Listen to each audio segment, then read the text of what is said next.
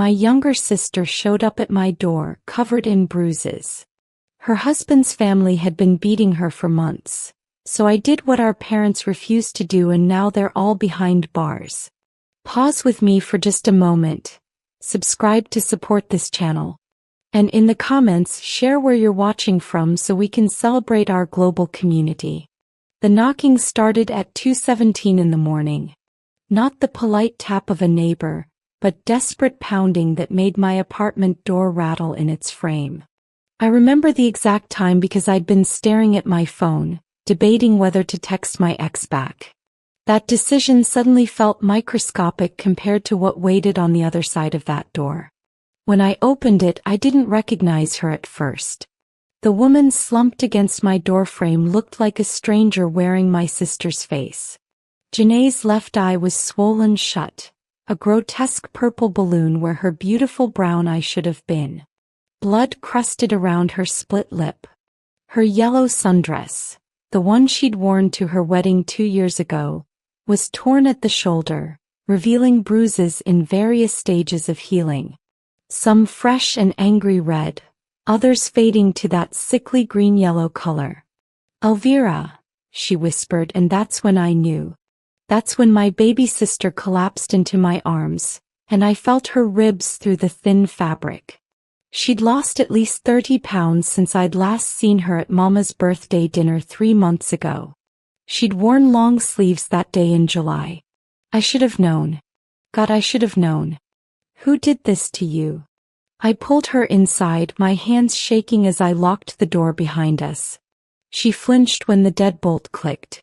"Please," Janae sobbed, "don't call Mama. Promise me you won't call Mama." That's when I knew this was worse than I could have imagined. Because Janae and Mama were inseparable. Or they had been before Patrick. I got Janae onto my couch and grabbed my first aid kit, my nursing training kicking in automatically. As I cleaned her wounds, she started talking. The story came out in broken fragments, like shattered glass I had to piece together carefully. Patrick had seemed perfect when they met at Howard University 4 years ago. Pre-med student, came from a good family in Charleston, played piano at church. Our parents loved him immediately. "Mama said I'd never do better," Janae whispered as I dabbed antiseptic on her split lip. She winced but didn't pull away. She said Patrick was a blessing. That I should be grateful a man like him wanted someone like me. "Someone like you? Janae, you graduated summa cum laude. You're brilliant. Someone with my issues." She touched her temple, where a scar from a childhood accident peeked through her hairline. "Mama always said my anxiety and depression made me difficult to love." Patrick's family agreed. I felt my jaw clench. Our mother had always been critical, but this was a new level of cruel. Janae had struggled with mental health after a car accident when she was 16. She'd worked hard, got therapy, graduated top of her class. But Mama never let her forget those troubled years. "It started small," Janae continued. "Comments about my weight, my cooking, how I wasn't spiritual enough. Then Patrick's mother, Beverly, moved in 6 months after the wedding. She said their family tradition was for mothers to guide new wives. That's not a tradition, that's a nightmare," I said, my hands gentle even as anger burned through me. "Keep talking." Janae's words came faster now, like a dam breaking. The house in Charleston wasn't just Patrick's. It belonged to his whole family. His parents, Beverly and Robert, lived in the main house. Patrick's older brother, Trevor, and his wife, Crystal, occupied the west wing. Patrick and Janae had the guest cottage, a converted garage behind the main property. Privacy was an illusion. Beverly had keys to everything, Janae said, her good eye distant with memory. She'd come in while I was sleeping, stand over the bed and wake me up to criticize how I'd folded Patrick's shirts. At 3 a.m. Elvira. She'd turn on all the lights and make me refold everything while Patrick pretended to sleep. I put down the antiseptic. "And Patrick allowed this?" He said I was disrespecting his mother by complaining that in their family, elders deserve absolute obedience. Janae's voice cracked. The first time I talked back to Beverly, she slapped me right across the face. Patrick watched and told me I deserved it for being mouthy. My hands balled into fists. When did it escalate? When I got pregnant. Janae's hand moved to her flat stomach and my heart stopped. I lost the baby at 3 months. They said it was because I was too stressed and too emotional. That my mental health issues killed their grandchild. That's when Robert started getting physical. He said I needed to learn discipline. That I was too soft because my parents hadn't raised me right. I wanted to scream. Instead, I took Janae's hands carefully, avoiding the bruises on her wrists. How long has this been going on? 14 months, she whispered. Since I lost the baby. I made Janae chamomile tea while she continued her story. My hands shook so badly I almost dropped the kettle. 14 months of abuse. 14 months while our parents lived just 2 hours away in Colombia. The worst part was coming, I could feel it. I called Mama when it first got bad, Janae said, wrapping her fingers around the warm mug. This was about a year ago. Robert had pushed me down the stairs for talking back to Beverly. I had a concussion, 3 cracked ribs. I went to the hospital and told them I fell. Then I called Mama from the hospital bathroom. What did she say? I already knew I'd hate the answer. She drove down with Daddy. I thought they were coming to get me. Janae's laugh was bitter and broken. Instead, they met with Patrick and his parents. Had a whole family meeting without me. When they finally came to my room, Mama sat on my hospital bed and told me that marriage is about sacrifice. That I needed to be more submissive. That the Ramirez family was old school, and I needed to respect that. The mug in my hand cracked. I'd squeezed it too hard. Daddy agreed. Daddy said Patrick's family has traditional values and that I should appreciate having a husband from a good Christian home. He said black families need strong men as heads of household and I was being too modern in my thinking. Then he paid my hospital bill and left. I set the broken mug down carefully. They abandoned you. Mama said if I left Patrick, I'd be an embarrassment to the family. That no one would want a divorced woman with mental health issues. That I should pray more and submit more. Janae's voice dropped to a whisper. She hasn't answered my calls in 6 months. I needed facts. Dates, times, patterns. My brother Darnell was a lawyer and if we were going to do this right, we needed evidence.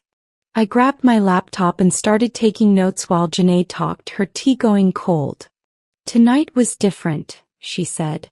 Crystal, that's Trevor's wife, she's been getting worse. She's Beverly's mini-me, always finding new ways to torment me. Today she decided I'd stolen her earrings. I hadn't. I don't even wear gold earrings. What happened? She called a family meeting at 8 p.m. Everyone gathered in the main house living room. Patrick, his parents, Trevor and Crystal. They sat me in the center and took turns yelling at me, calling me a thief, a liar, crazy. Said my mental illness made me steal things and forget. Janae's breathing quickened and I recognized the signs of a panic attack starting. Breathe with me, I coached, demonstrating slow breaths. In for 4, hold for 4, out for 4. After a minute, she continued. Robert said I needed to be taught a lesson. He took off his belt. Patrick held my arms while his father beat me. 20 lashes across my back, Elvira. I counted every single one. Beverly watched and said I was getting what I deserved. Crystal recorded it on her phone. My blood ran cold. She recorded it? She said they needed proof of my punishment in case I tried to twist things later. But she was sloppy. She left her phone on the kitchen counter when she went to get wine to celebrate, putting me in my place. I grabbed it and ran. Janae pulled a rose gold iPhone from her bra. The screen was cracked, but it still worked. I have videos, Elvira. Not just from tonight. Crystal's been documenting her training sessions with me for months. He thought it was funny. Posted some to a private Facebook group for Patrick's extended family with captions like, "Teaching the new wife proper behavior." My hands trembled as I took the phone. The first video showed Janae kneeling on rice while Beverly stood over her with a wooden spoon, smacking her shoulders every time she moved. The timestamp showed it was from 3 months ago, right around Mama's birthday party. The second video was from tonight. I made myself watch it all. Robert's voice. "You will learn respect in this house." Patrick holding Janae's arms. "This hurts me more than it hurts you, baby." Beverly, "Maybe now you'll stop being so uppity." Crystal behind the camera. "Say you're sorry for stealing." Janae's voice broken and small. "I didn't steal anything." The crack of leather on skin. Janae's scream. 20 times. I counted with her. Patrick never let go. Never flinched. At the end he kissed her forehead and said, "I love you. I only want you to be better." I closed the video. Opened my contacts. I'm calling Darnell. And then I'm calling the police. Elvira, no, Mama said. I don't give a damn what Mama said. I looked at my baby sister, really looked at her. 26 years old and broken. Mama's wrong. Daddy's wrong. And every person in that house is going to jail. Darnell arrived at 3:15 a.m., still in his pajamas under his coat. My older brother took one look at Janae and his lawyer face cracked. I saw the little boy who'd taught her to ride a bike, who'd threatened her prom date, who'd ugly cried at her wedding. "Oh, Nene," he whispered, using his childhood nickname for her. "I need you in lawyer mode," I said firmly. "We're building a case. We have video evidence." He nodded, wiping his eyes, and opened his laptop. "Tell me everything. Every incident, every person involved, every time you sought help." For the next hour we documented. Darnell's questions were clinical, methodical. Where exactly did each assault occur? Were there witnesses? Did you receive medical treatment? Were there threats made? Janae answered it all. The more she talked, the straighter her spine became. She wasn't just a victim recounting trauma. She was a witness building a prosecution. By 4:30 a.m., Darnell had filled 17 pages with notes. "This is RICO territory," he said finally. "Conspiracy to commit assault, false imprisonment, stalking, harassment.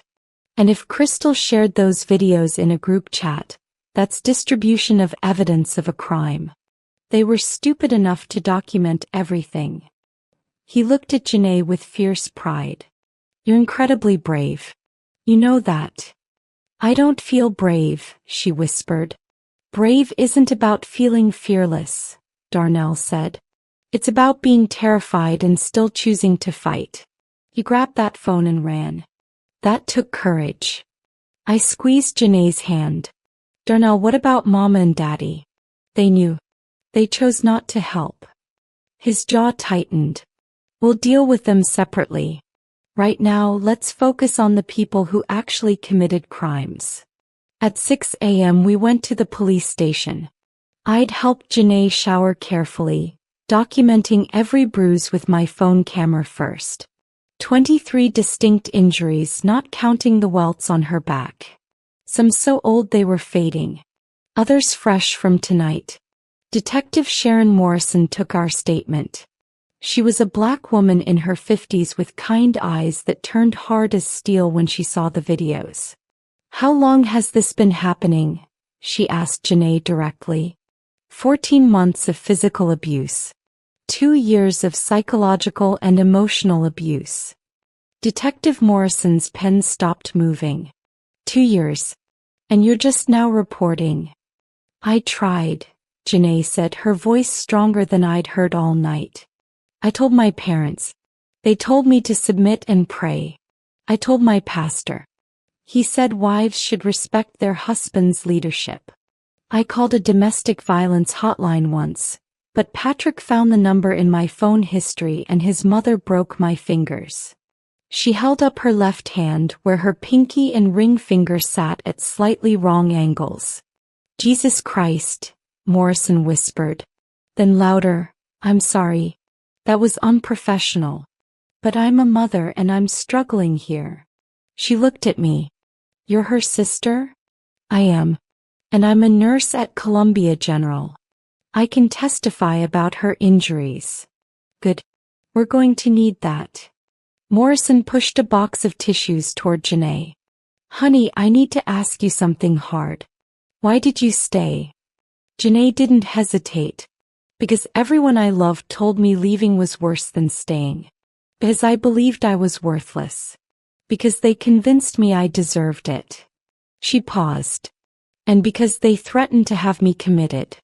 Said my mental health history meant no one would believe me anyway. Morrison's expression turned absolutely feral. Let me tell you something. I believe you. My batch believes you. And we're about to make their lives very difficult. The police moved fast. By noon they had warrants for the Ramirez property in Charleston. Detective Morrison invited us to observe from her unmarked car, parked a block away. You deserve to see this, she said to Janae. You deserve to watch them face consequences. At 1 p.m. 6 police cars descended on the Ramirez compound. I held Janae's hand as officers pounded on the door. Through Morrison's police radio we heard everything. Patrick answered, confused and arrogant. Officers, what's this about? We're a respectable family. Patrick Ramirez, you're under arrest for domestic battery, false imprisonment and conspiracy to commit assault. The officer's voice was matter-of-fact. You have the right to remain silent. This is ridiculous. My wife is mentally ill. Whatever she told you. Your wife has video evidence of you holding her down while your father beat her with a belt. Save the excuses for your lawyer. They brought Patrick out in handcuffs. Then Robert. Then Beverly, crying and clutching her Bible. We were just trying to help that girl. He needed discipline. She's not right in the head. Trevor came next, then Crystal, still in her yoga pants and holding her phone. I want my lawyer. This is persecution. We're a Christian family. Morrison snorted. Christianity isn't a get-out-of-jail-free card, honey. Janae watched it all with an expression I couldn't read. When the last police car pulled away, she turned to me. Elvira, I need to see Mama. Absolutely not. I need her to see what she did. I need her to look at me and know she chose them over me. Her voice was steel wrapped in velvet. I need her to understand what her abandonment cost. Detective Morrison caught my eye in the rearview mirror. Might be therapeutic. And we might need witness statements from the parents about their knowledge of the abuse. I didn't like it. But it was Janae's choice. We'll go together. We arrived at our parents' house in Columbia at 3 p.m. Mama's garden looked perfect, every flower precisely placed. The irony wasn't lost on me. She maintained beautiful appearances while her daughter suffered. I rang the doorbell, my arm around Janae's shoulders. Daddy answered, his reading glasses perched on his nose. His smile died when he saw us. Janae. Elvira. What are you? He saw Janae's face and went pale. Baby girl, what happened? Don't you dare, Janae said quietly. Don't you dare act surprised. Mama appeared behind him. Janae, Michelle, is that you? Why aren't you in Charleston? And what on earth are you wearing? She focused on Janae's borrowed sweatpants and my old college hoodie instead of her battered face. Is that really what you're going to say right now? I couldn't keep the fury from my voice. She's covered in bruises and you're criticizing her clothes? Elvira, don't take that tone with me. I'm your mother. Then act like one. I shouted. Look at her. Really look at her. Mama's eyes finally landed on Janae's swollen face. Something flickered there, shock? Guilt? But then her expression hardened. Did you leave Patrick? Janae, please tell me you didn't embarrass this family by leaving your husband. I escaped, Janae corrected, her voice eerily calm. After his father beat me with a belt while Patrick held me down. After 14 months of systematic abuse that you knew about and chose to ignore. Daddy's face crumpled. We thought if you tried harder. Tried harder to what? Janae stepped forward. To accept being beaten? To smile while being starved? To thank them for breaking my fingers. She held up her crooked hand. You saw this at Christmas, Daddy. You asked what happened and I told you Beverly slammed my hand in a door. You said I should be more careful. We thought you were exaggerating, Mama whispered. You've always been dramatic. I have depression and anxiety, Mama. That doesn't mean I'm a liar. We stood in their living room, the same room where we'd celebrated holidays and birthdays. Where Mama had hosted Janae's bridal shower. The photos on the mantel showed our family smiling, united. All wise. They're in jail, I said flatly. All of them. Patrick, his parents, his brother, and Crystal. Charges include assault, battery, false imprisonment, conspiracy. The DA is calling it organized domestic abuse. Mama sank onto the couch. Jail? But Janae, you can't. The embarrassment. What will people say? What will people say? Janae laughed, and it was the saddest sound I'd ever heard. That's what you care about. Not that your daughter was being tortured, but what the church ladies will gossip about. We have our reputation to think about. Mama's voice rose. The Johnsons are a respected family. Your father is a deacon. I chair 3 committees. If this gets out, people will know you abandoned your daughter. My voice cut through her hysteria. They'll know you chose reputation over her safety. That you're complicit. Daddy found his voice. Now hold on, Elvira. We didn't know it was this bad. She showed up at the hospital with cracked ribs and a concussion. I pulled out my phone, showed them the videos. Made them watch. Mama turned away after 5 seconds. Daddy watched it all, tears streaming down his face. We should have. Daddy's voice broke. Oh God, Janae, we should have protected you. Yes, Janae said simply. You should have. But you chose the Ramirez family's feelings over mine. You chose respectability over my life. So now I'm choosing myself. She straightened her shoulders. I came here to tell you that I'm pressing charges against all of them. I'm going to testify. It will be public and messy and embarrassing for you. And I don't care. Mama stood up, her face twisted with anger. If you do this, you're no daughter of mine. The words hung in the air like poison. Janae didn't flinch. Then I guess you don't have a daughter anymore. The trial was a media circus. Charleston family arrested for systematic abuse, made national headlines. The videos went viral despite court orders. Crystal's private Facebook group turned out to have 43 members, extended family who'd seen the abuse and cheered it on. The DA added charges against 12 of them for failure to report and conspiracy. I sat behind Janae every day in court, watching her testify with quiet strength. She didn't cry. She didn't break. She simply told the truth, and the truth was damning. Patrick's defense tried to paint her as unstable, using her mental health history against her. Darnell destroyed that argument by calling her therapist, who testified that Janae's anxiety and depression were well managed until the abuse began, and that her symptoms were consistent with PTSD from domestic violence. The jury took 4 hours to convict all 5 defendants. Patrick got 8 years. Robert got 10. Beverly got 6. Trevor got 5 for his participation in the family meetings, where Janae was berated and threatened. Crystal got 7 and lost custody of her own children when CPS investigated. But the biggest shock came from an unexpected place. 3 days after the verdict, Detective Morrison called me. "Elvira, you need to see this. Your mother is here at the station." Mama had come to give a statement. She'd brought a box of greeting cards.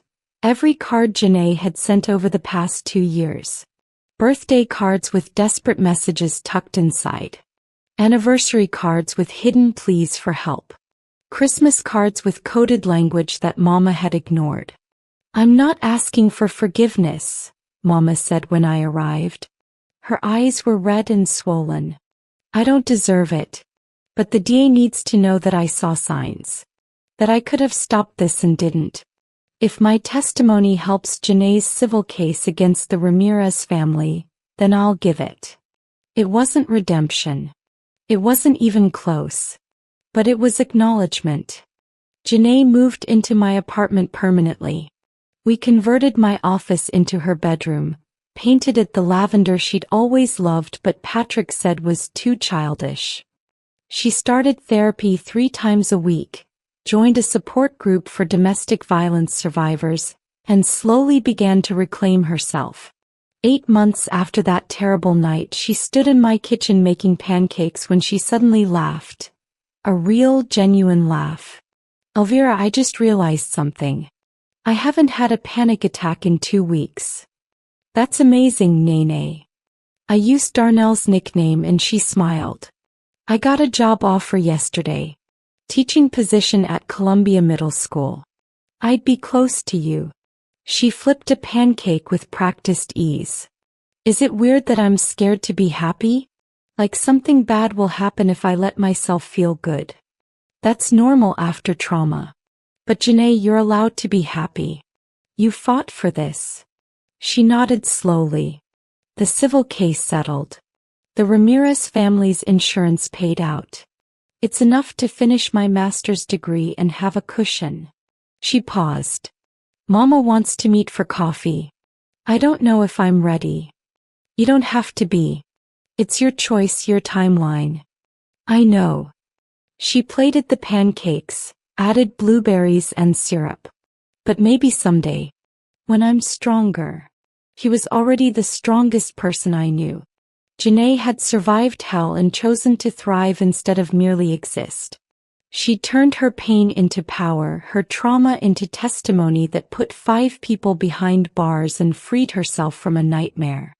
As we ate breakfast together in comfortable silence, sunlight streaming through my kitchen window, I realized this was what healing looked like. Not perfect or linear, but real. Janae was building a new life. 1 pancake breakfast and panic attack-free week at a time. She was free. And she was finally genuinely home.